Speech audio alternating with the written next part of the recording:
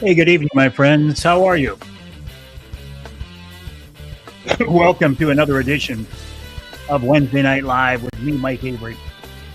Back here in my home studio tonight, got a special guest coming up. You know who that is. It's Amy Trotter of MUCC, one of our favorite guests here on Wednesday Night Live. If you have a question for her, stand by. She will be joining us shortly. Hey, Larry and JT, I saw you guys in there earlier talking back and forth. I'm still not sure how you are able to do that before I ever even go live. But I'm glad you're here.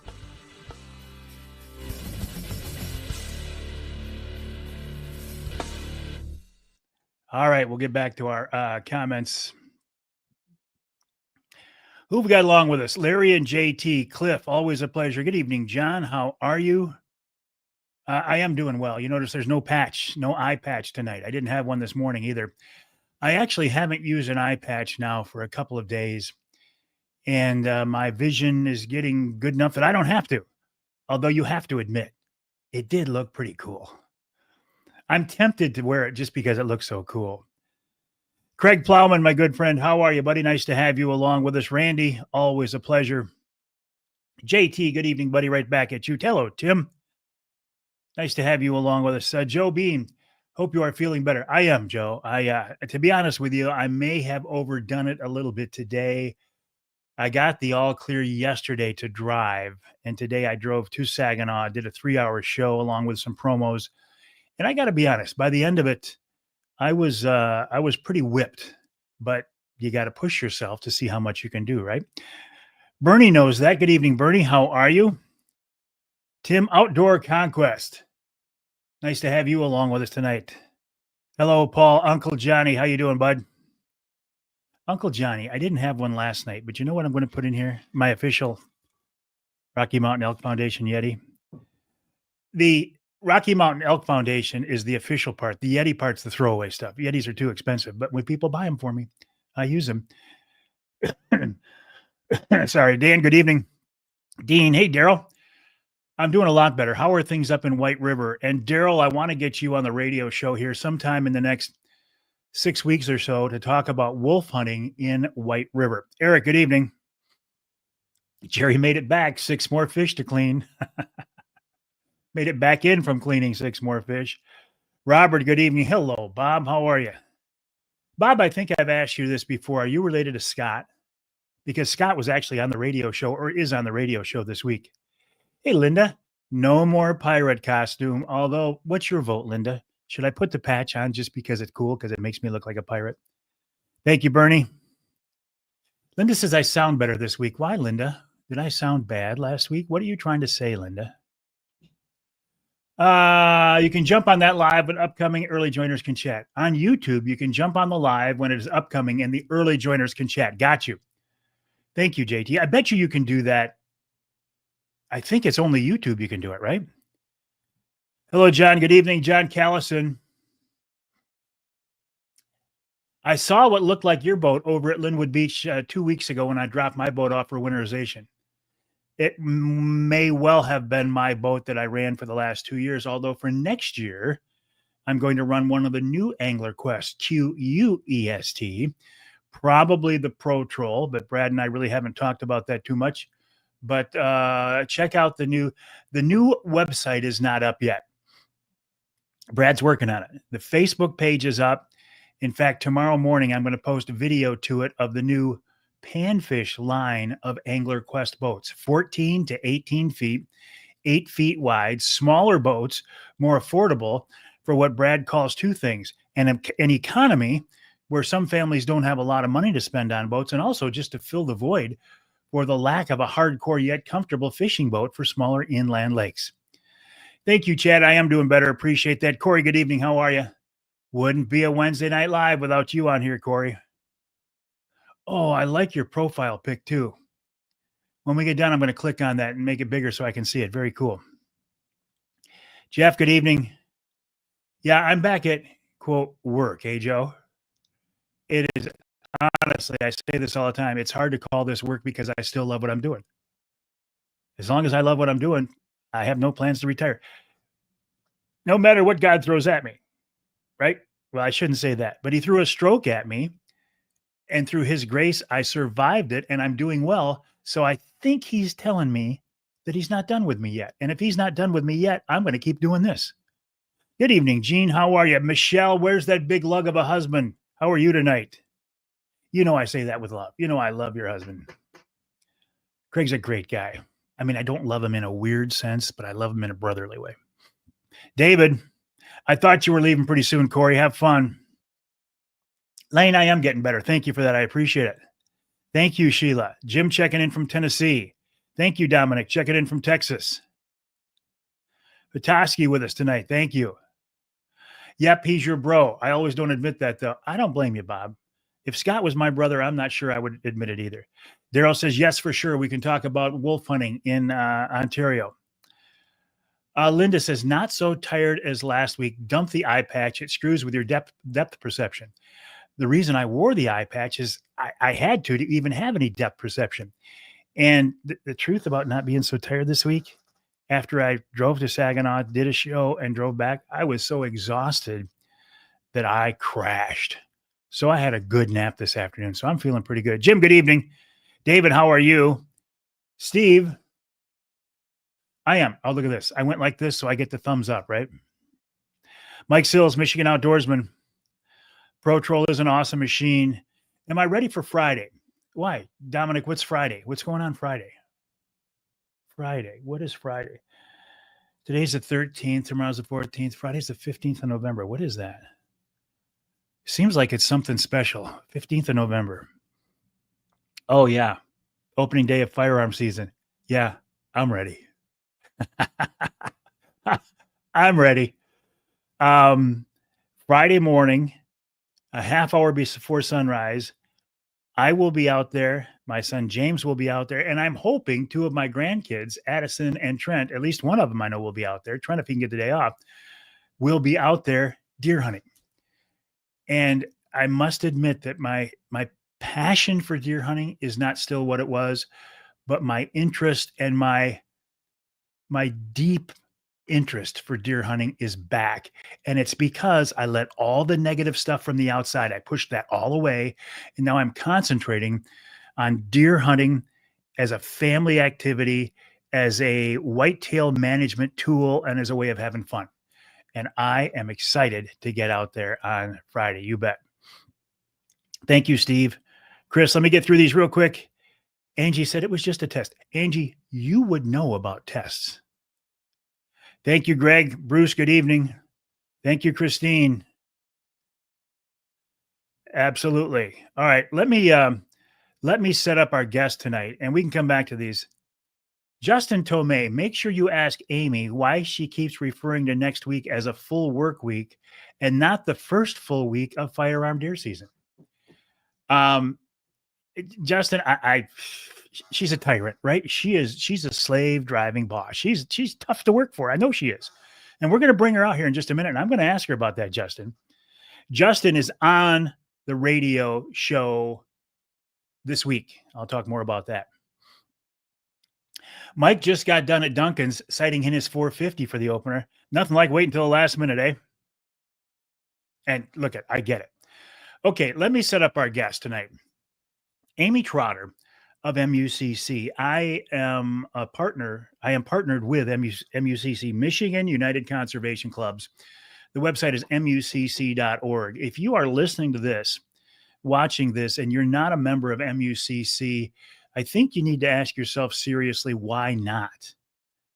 We've had a lot of people join MUCC through Amy being on the show, through the golf outing, through our Wednesday night lives.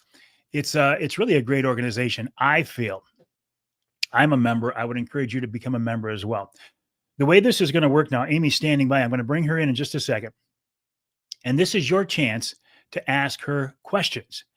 Now, realize, because this always comes up, Amy, as executive director of MUCC, does not have control over a wolf season. She doesn't have control over a cormorant season. She doesn't have control over ribeye in the sky season.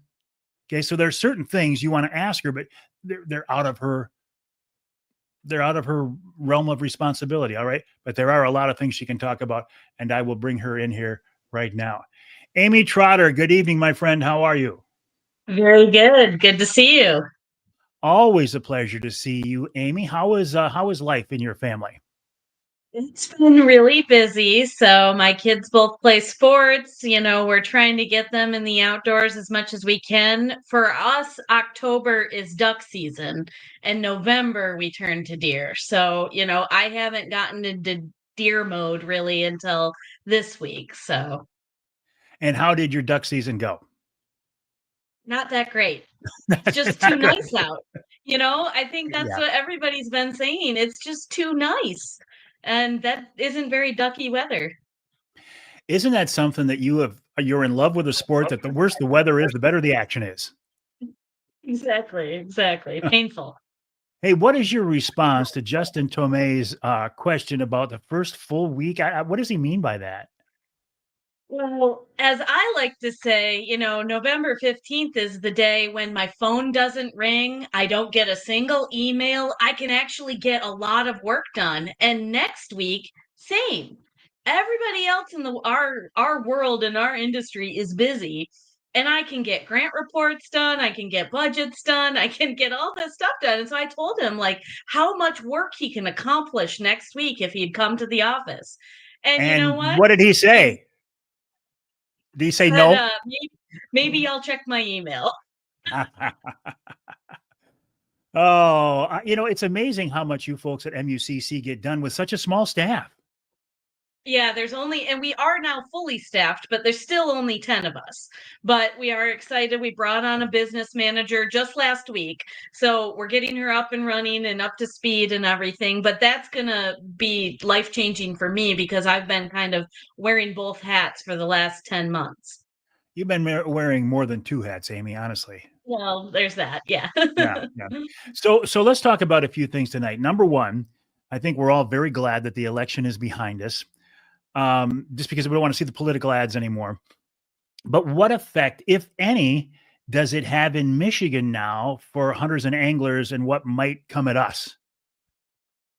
So first off, we have lame duck, and there's just some preparation starting right now. There might be session a little bit next week, and then they take a 2-week break for deer season because they take the time off. Like I said, I get a lot of work done then, but they go home. They take off Thanksgiving, and then in December they come back hard and heavy in what's called lame duck. And remember, if you hadn't followed the elections, the House of Natural Resources for Michigan did flip parties. So it's in Democratic control right now, and it will flip to Republican control in January. And again, MUCC is nonpartisan. We talk about that all the time. We're a nonprofit organization. We don't get involved in elections, but we have to work within that context. So it's important to know that the Democrats will likely try to, push forward some things and kind of get their bucket list items checked before that transition of power comes in January. So there may be a hot and heavy, lame duck cycle here. We know that there's three kind of big items that they're working on, but they're really not anything in our natural resources world as of yet. I mean, I think there will be some proposals. I think there's already some unfortunate firearms proposals that are brewing, but again, do they have the votes? That's the big question. I know you're nonpartisan, but in general, do you find it easier to work with Republicans or Democrats, or do you just not even let that be a factor? Honestly, and I've said this here before too, we just refocus of what we're working on. Because we work on conservation issues, we work on Great Lakes, we work on stream water quality, those kinds of things. We work on habitat issues. Sometimes that's more aligned or more effective in one party or the other, but there's some big things we've done with both sides of the aisle. And the best work I think comes out when we have a bipartisan or even 100% vote. Those are some of the easy things, the slam dunk things, like we expanded the mentored hunter program to include people with disabilities this year. I mean, that is a thing that again is nonpartisan, and those are the kinds of things that we can work on, and doesn't matter who's in control. Gotcha. Question here from Art Lewis from WSTW. In fact, I saw Art this morning. Amy, because of all the expansions in the season, is November 15th still as important as it used to be? And those expansions we're talking about, the late firearm season, center fire rifles during muzzleloader, is is the opening day of firearm season still basically a holiday in Michigan? I think it is. Unfortunately, our school systems, that's hit or miss. But I think for all of us that have grown up hunting or are, even adjacent to it, they understand what November 15th is. So I believe it's still really important because deer hunting is really important to Michigan. I mean, it is a revenue driver. You can talk about the 1 million anglers and stuff, but deer hunting and deer licenses is a huge revenue driver for the Department of Natural Resources, but also our economy. So, they're spending, they're buying. That has never slowed down, no matter kind of, even though as we've declined in the number of total hunters, the spending has never stopped. Everybody's spending a lot more than they used to, which I guess is good for the economy, and not so good for the gun safes in the back because they're overflowing. But yeah, it is. I think November 15th is still a big deal because remember, as many people archery hunt, the harvest spikes just so dramatically on November 15th. It really is, still a big event in the hunting world for Michigan. Gun season is a time for us to get even. All those deer that walked just outside a range and we were bow hunting, now we're going to get even with them. A question from Jordan. I'll put this here.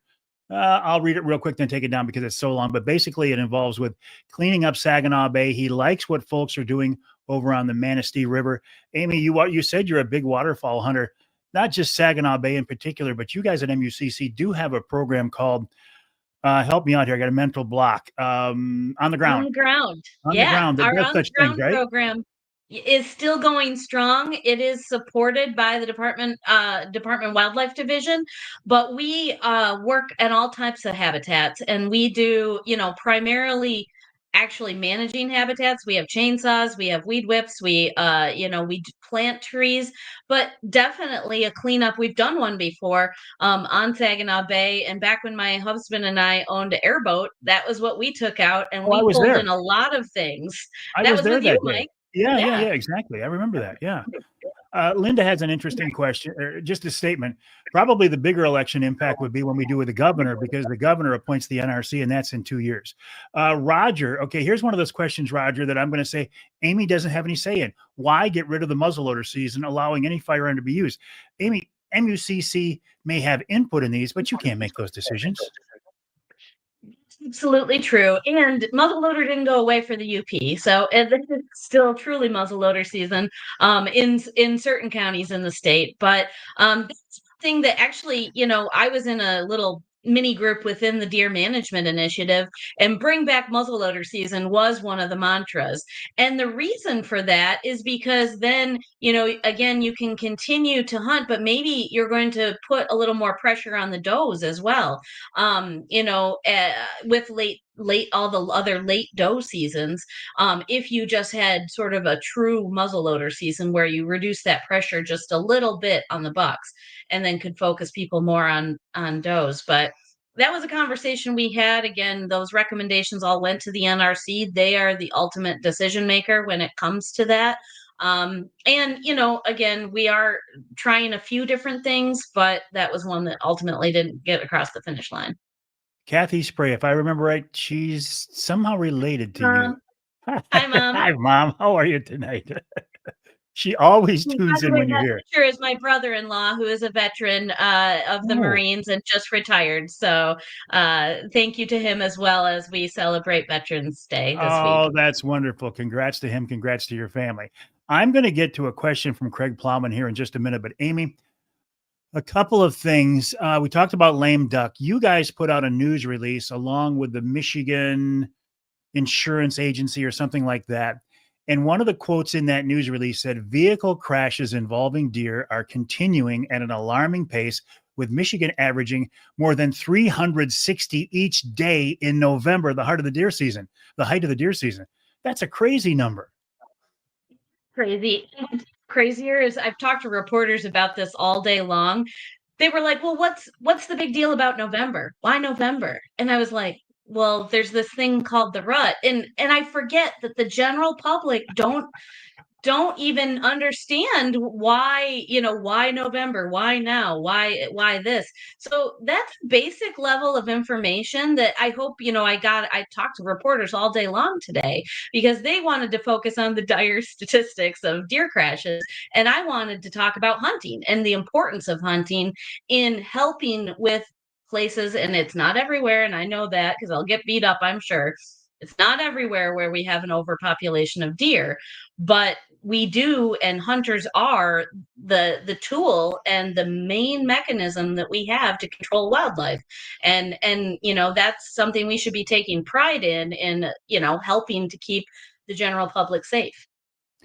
Another thing out of that news release I find very interesting. Over the past 2 years, there have been more than 117,000 deer involved crashes, yet only less than 600 salvage tags. There's a message in there. Again, I wanted to try something new because I get calls all the time about, what are we going to talk about? Let's do our annual deer season story. And one of the things we really tried to emphasize this year was the importance of, taking advantage of that protein on the side of the road if you can. So if you're involved in a deer collision, if you don't know what to do with it, I've encouraged the general public to call a hunter. Because they know exactly what to do with a deer on the side of the road, especially if it's fresh. Let's take advantage of that. It's actually very easy and free to get a roadkill salvage permit on the DNR's website. All you have to do is fill out the form, when you took ownership of it, and what you're going to do with it, whether it's eating it or using it for bait or some other purpose. Maybe you're a taxidermist, maybe you're going to use it for education. But it's very easy to get a salvage tag from a deer collision, especially, there's just so many other things going on. And so please help out our general public if you can. If you get the call from a friend who hit a deer, say, hey, was the deer available, is it still there, maybe take a chance and see if there's any salvageable meat, because we know, everybody here knows what, the great protein is of venison. It's, healthy, local, organic, all of those things. And there's no shame in taking it off the side of the road as long as it's fresh and safe. Amy, I just realized too that, for some reason your name and my name, but your name is not below you. I want to remind people you are Amy Trotter, Executive Director of MUCC. MUCC.org is the website. On this Wednesday Night Live, once a quarter, and we've already locked in, we're going to do this next year as well. We just haven't set the dates yet. We will bring Amy on to answer your questions. So now here's a question from my buddy Craig Plowman. Amy, what topics are you guys looking at for next year in MUCC? What's on the agenda? Well, we are still not finished with hunter safety in the schools. So that's going to be a big one. And we, again, believe that is a bipartisan issue, trying to allow, codify, make sure schools understand that it's allowable to do hunter safety in the schools, that they can count it for credit through, the Department of Education. We had a bill in both the House and the Senate introduced this year. It hasn't really gotten the legs under it that we had hoped. But if it doesn't make it across the finish line during lame duck, that's definitely something that we're going to be getting reintroduced next session. The other big When I hear thing, and it's going to be a perennial issue, is commercial fishing. anything new on that? Are we kind of on hold with that? Because there was the good bill and there was the bad bill. Are they both still out there, or is the bad bill gone now? Both bills are out there till the end of the year, until this legislature adjourns. And then everything again next year is going to have to be reintroduced. So because we will have a new House, natural resources chair. We'll have a new House committee because the House has largely turned over. So there will be new faces and new names in the House of Representatives that we'll have to work with over there. And some are now in the majority when they were in the minority this past year. So it will be a different dynamic. The Senate hasn't changed. Obviously, the governor hasn't changed. So, some of those conditions are all the same. Hello, Gina Marie Cannell. Gina is a good friend of mine. She's the manager of the gun department at Jay's Sporting Goods in Clare. She's been there a long, long time. She's going to get Friday off. Gina, always a pleasure to have you along with us. jaysportinggoods.com, jaysportinggoods.com. Speaking of websites, here's a post. michigan.gov/roadkill permit. Amy was just talking about this. Michigan.gov/roadkill permit. I overheard someone say there was going to be a ban on cellular trail cameras on public land. It's been talked about, Amy, but there's nothing in the works, is there? Not in the state of Michigan. There has been in other states. So, that is something that is being it's very different though. Out west, they're talking about cams on like the one watering hole where all the animals have to congregate, and that was an issue for both hunters and the general public. In Michigan, I don't see that being a problem at all. Everything is very dispersed, and we have a good mix of public and private lands. um is there some things that we should like have some regulations or guidelines about them and where they can be placed, like maybe not in state parks or around bathhouses or bathing beaches or whatever else? Maybe, there's probably some things that we should take a look at, but not for hunting. And no, nothing being talked about in that and here in Michigan. Excellent. Trini's checking in. Trini, a former Michigan legislator. Ron says, good to see you back on the job. Listen, Ron, I was only off the job for a very short number of days. I did the best I could, believe me. Nate says most of the deer he sees on the side of the road aren't salvageable. True, if they get been hit by a few times, but you get a big old doe or something just clipped in once, there's a lot of meat on her. Mark says, if I hit a deer, I call the police. I hit a deer. I call the police. They said they don't do anything with it. They told me I had to use one of my tags. And that's the kind of a problem, Amy, is that and listen, I'm pro law enforcement. My dad was a cop for 35 years. Not every officer from every department in the field is aware of all the regulations, the rules, the laws. Exactly. And this is one where again a conservation officer would be aware of it, but yeah, the local police might not be. And it is species specific. So for deer, the salvage tag is perfectly usable. For an elk, not at all. You cannot claim on a roadside a vehicle collision with an elk. So there are different laws for different species, but for deer, it is a pretty simple process, and that's thanks to again some legislative input over time that has changed. It hasn't always been like that. Ross says, wrong. Go online and get a salvage tag. I think we just talked about that.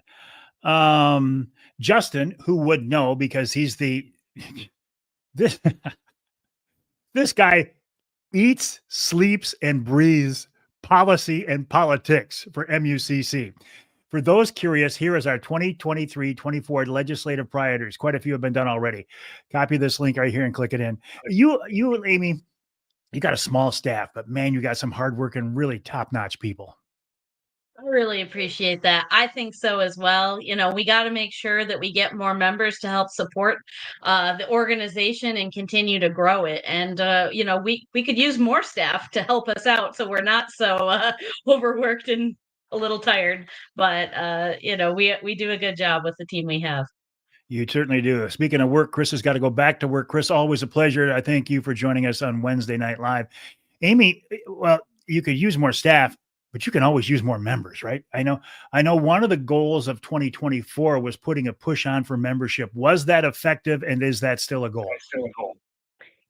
Progress. So I think we there's been some confusion maybe out there because in our name, Michigan United Conservation Clubs, a lot of people are still just learning that they as individual members can join as well. So it's a continuous education, and then once people hear about us, it's an easy sell. It's just really getting to an audience and bringing them in and helping them understand the kind of work that we do. So it does take time, but we're continuing down into that effort here into 2025 as well. How do we join? And it's not expensive at all, is it? $35 a year. That's it. You can go on our website, mucc.org, and join. We are going to be, testing out a new website starting next week. So hopefully we'll get the bugs out while everybody else out in the woods. But I know that you're all on your phone anyway, so you can join from the woods and test out our new website. There'd be a lot more deer killed if we spent less time on our phones. Amy, what else tonight before we let you go? Well, Again, deer season, firearm deer season kind of pauses everything else in the woods, but I know that everybody is still, interested in duck hunting, interested in late goose seasons, interested in late pheasant season where it's open. There's still so many things, even if you're not a deer hunter, to do here in Michigan. We got, you know, just tremendous opportunities in a state like this with so many diverse hunting, fishing, and trapping seasons out there. So, and still ahead of us. So, I never look at November 15th through the 30th as the end of anything. For me, again, it's just one stop in the entire season of events here in our state. So, I'm excited about deer season. Again, I want to go back out goose season because now it's a vendetta issue. I haven't been successful yet, and I need to get back out there. So I'll be doing some of that in the late seasons. I'm going to be trapping again this year too. Justin and I both got perfect timing. Wow. Justin and I both got the opportunity to go to Trappers College, and this is a national Trappers College put on by the Fur Takers of America. It was a tremendous opportunity. And honestly, I sparked a little something in my husband that had been laying dormant since the late 90s, I think. And we have invested even more money in various things. So he's already caught a couple muskrats. I haven't gotten out yet, but definitely going to be able to run the line a few times this year in between my kids' sports and everything else that I do. It's nice to know. See, that's one of the reasons I think that people like you so much. You're so relatable. You're busy with kids, you're busy with work, you're just trying to get through some days just like the rest of us. So life happens and you make the most of it though. You get all these things done and we respect you for it, Amy. I appreciate that. My girls will be out in the woods. They are skipping school on Friday because we live in a suburban area that doesn't close down. So we're pulling our kids out of school. I even sent, if anyone saw on Facebook, the DNR had a post, a nice note from Dr. DNR to get out of school, get out of your work for the reasons of deer season. So I used that and I literally emailed it to my kids' teachers. I didn't see that, but I'm going to find it and post it. That's great. Amy Trotter, Executive Director of MUCC, mucc.org. We will talk again soon. Keep up the good work. Appreciate it. Thank you. Oh, sorry. Go ahead. Happy what? Happy hunting and happy Happy Thanksgiving as hunting. well. Thank you. I cut you off. Thank you, Amy. Appreciate that very much. Amy Trotter of MUCC, mucc.org. I want to go back to a couple of comments here that I want to address, and then I got to talk about who's on the radio show this week. Josh brings up an interesting comment. He says, you'd think with as much bait as being sold for deer hunting, the DNR would look into a bait permit. Probably won't happen, but it's just a thought. I agree with you, Josh. I don't think it'll happen, but I think it would be a great idea. Obviously, the state is missing some kind of opportunity by not having a bait license. I don't care what the cost of the bait license is, that, for $10 for the season or $20 or $5 or whatever it is, that you could have a limited amount of bait in front of you. I think that, I think Michigan hunters should be allowed to bait, but I don't think it's ever going to happen. Here's why. Because the DNR has made such a big deal about baiting and CWD and TB. They've made such a big deal about the spread of disease through baiting that I don't think they can ever back down now. If they made it legal, if they put some kind of a bait license on it, which makes sense, it would make them look absolutely foolish. And everything they said all these years about baiting adding to disease, it would be obvious that they didn't believe that. And that's why I don't think we will ever see baiting. Linda, exactly. Great time to go fishing. Yeah, it's a great time to go fishing when everybody's out hunting. Bernie says, thank you, Amy. Eric says, thank you, Amy. Oh, Jerry, we need to have you, we need to get in touch with the right people. There we go. Once again, right? We need to get you in touch with the right people. Thank you, Amy. Thank you, Amy. Beach permit. If I said beach permit, I was wrong. Bait permit. Hey, I had a stroke. I can use the wrong word once in a while. Bob says, thank you, Amy. You know what? This is an interesting question, Brian. And I answered this on an Ask Avery question about 6 weeks ago. And I don't remember the answer, but a friend of mine has a disabled permit to hunt from a car. Do I have to have a license to go with him just to gut and drag the deer? I think the answer is yes, but I don't remember for sure. And I just can't look it up right now. But I think the answer is yes, you do. I don't know the answer to that, Josh. I don't know, but I think we're missing the boat. DNR permission slip. Thank you, Tim Binns. I can always count on Tim Binns. Big Rapids News. Okay. Baiting issue puts egg on the DNR's face. You nailed it, Mike. Well, I don't think there's any other way to look at it. But even to bring up the idea of paying to bait is ridiculous. As a hunter in Lower Michigan, you should demand it and demand a change. Well, guess what, Robert? It ain't going to get changed. So we can demand it all we want. And I agree with you. We should be able to bait whitetails in the Lower Peninsula, but it's not going to change. So if we can let them somehow do an end run and save face and allow us to bait through whatever means, I would be in favor of that. Jim says steelhead fishing is really good now on the west side. Elmer, roadkill for bait for bears. How do you explain to the DNR about how you got the deer? I think you have to have a salvage permit. Okay, let me tell you who's on the Outdoor Magazine radio show this week. My first guest this week, a very interesting guy, a very knowledgeable guy. And I will be honest, on the as I got into the studio this week, after doing a full behind the mic segment for 20 minutes and then having to do a straight 12-minute segment without a break, it kind of it got my what I'm trying to say is I didn't do as good a job with Kevin as I would like to have. I didn't ask him the questions, and I didn't follow up as well as I wanted. And I'm putting this on the fact that this was my first day back in the studio after a couple of weeks. And though I'm mostly back, I was struggling with a couple of issues. So he's my first guest. Let me go to Robert here real quick. Sounds like you've given up. I'm not disrespecting you or anything, but it sounds like I have given up on that ship. Baiting, yeah, that is not an issue that I am willing to push. Now, extra rods for Great Lakes trolling anglers, I'll push that one all the time. But bait, nah. All right, Art, have a good night, buddy. Okay, so my first guest this week is Kevin Vistison of the Deer Hunter podcast. I talked with him about deer hunting today, about his experiences in the woods, and about the transition from bow season into firearm season. Interesting conversation. I've got him on for the first hour, segments 2, 3, and 4. In hour number 2, Scott Keatsman of Linwood Taxidermy, talking about how to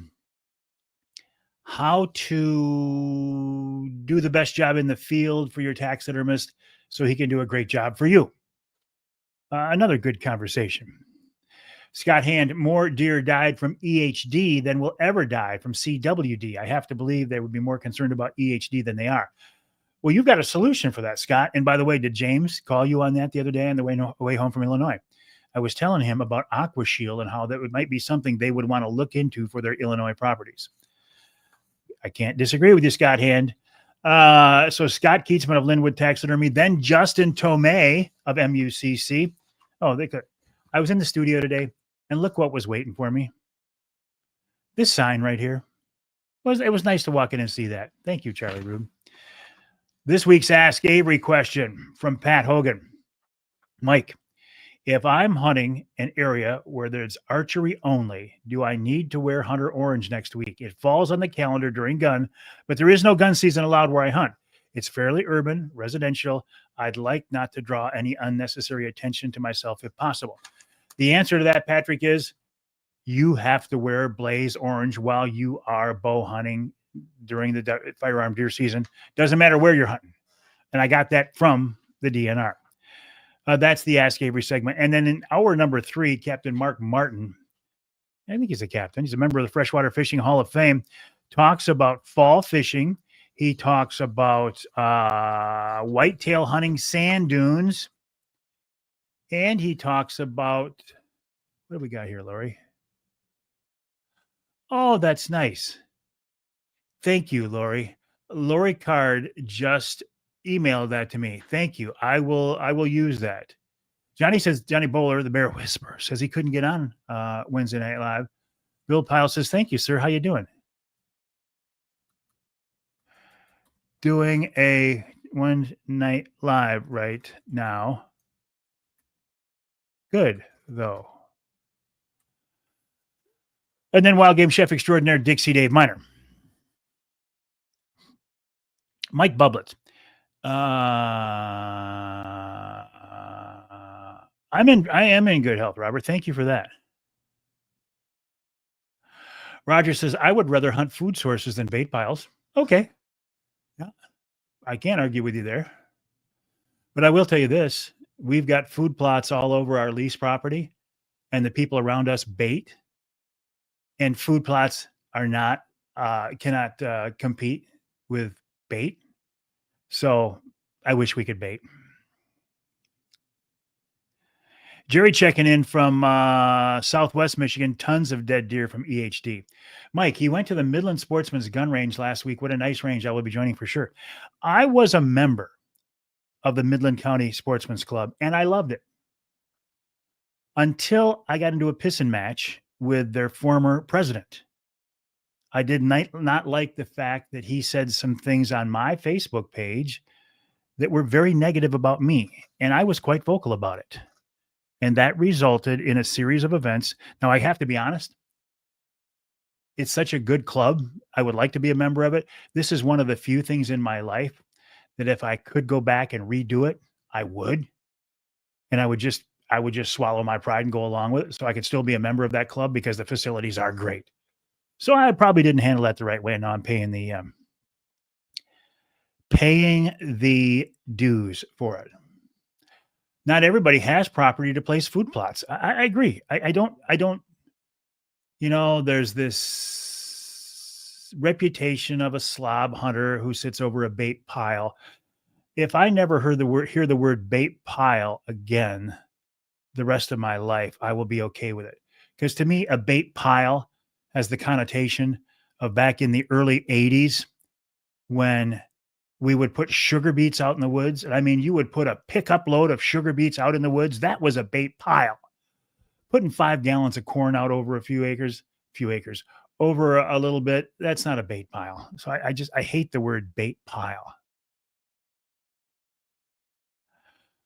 Josh, very insightful. That's the problem nowadays with those who bait and those who don't. Those that bait attract the majority of the deer. There's no way around it. There is no way around it.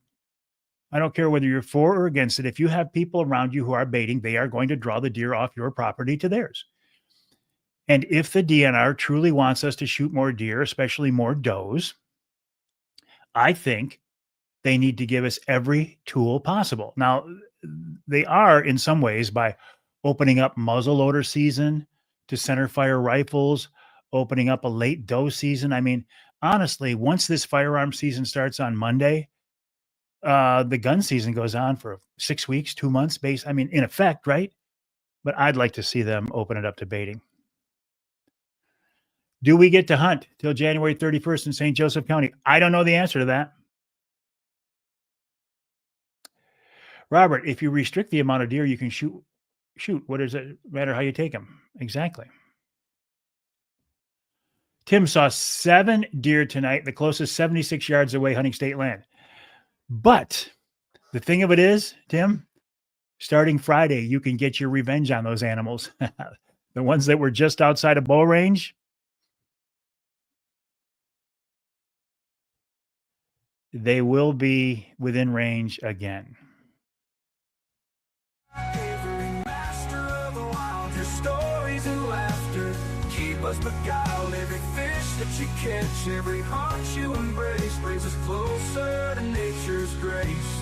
All right, my friends, thanks for joining me on this edition of Wednesday Night Live.